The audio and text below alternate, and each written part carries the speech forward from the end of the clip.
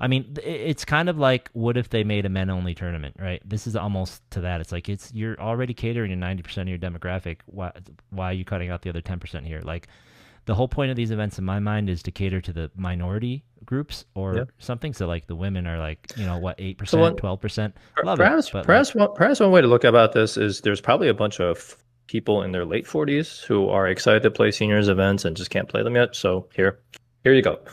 Now you get to play a seniors event in your 40s, all and right, let's just see what happens. congrats. You can play I'm with me. excited to I'm excited to but the thing is you don't have to play with the 30-year-olds and the I 20-year-olds, right? like So playing with them. They're terrible. I mean, other than Hendrix, sure. right? Because they Maybe have only been not. playing for 2 years. Well, maybe not everyone, thinks the same way that you do, Yeah. and it's very possible that these 40-year-olds are just going to come out for it. So, I'm all for experimentation. So let's just see what happens. Yeah, I don't know. It would make more sense to me if it was like the Battle of the Ages thing. Hey, I'm doing a tournament. This is for 40 to 55-year-olds because you're including all of the older folks still. And it's just like I said, this is 90% of your demographic. I Well, I almost mean, Battle of the guarantee you Ages, that. you still have Yeah. to, if let's just say that you don't want to play with the 30 and 20-year-olds, you still have to play them eventually, right? No, no, Because I just meant like the bracketing. I didn't mean like combining the tournament. I just meant the like doing a 40 and over to like what's absurd about this to me is simply that I believe that well over 75% of your audience of your market is in this age group already. So why are you doing this? Mhm, That's all.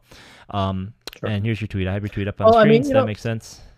like the other thing too is like even from a marketing perspective, going after continuing to go after the biggest segment isn't like a mistake. Like, there's a time and a place to go after long tail, and then there's a time to keep betting on, the captured market that you already have. Because increasing that huge captured market by 1 or 2% is a lot of people and a lot of money, right? So it just kind of depends on what it is that you're trying to do strategically from a growth perspective. So I don't think it's necessarily wrong, right, to just do something more like doubling down Sure, on sure. the biggest segment and seeing what happens. His issue is that this isn't more; it's replacing an open event, though, right? And that's kind of where I'm getting at too. Is that this isn't an addition; it's a But replacement, all right? of these are long-term plays, right? So let's just say that there is something that comes out of this where you get again 40 new 40-year-olds that typically won't come and play this event for some reason that we don't understand why. Like we can't understand why these 40-year-olds came out, but they just did. Well, great. I'm glad that you experimented, and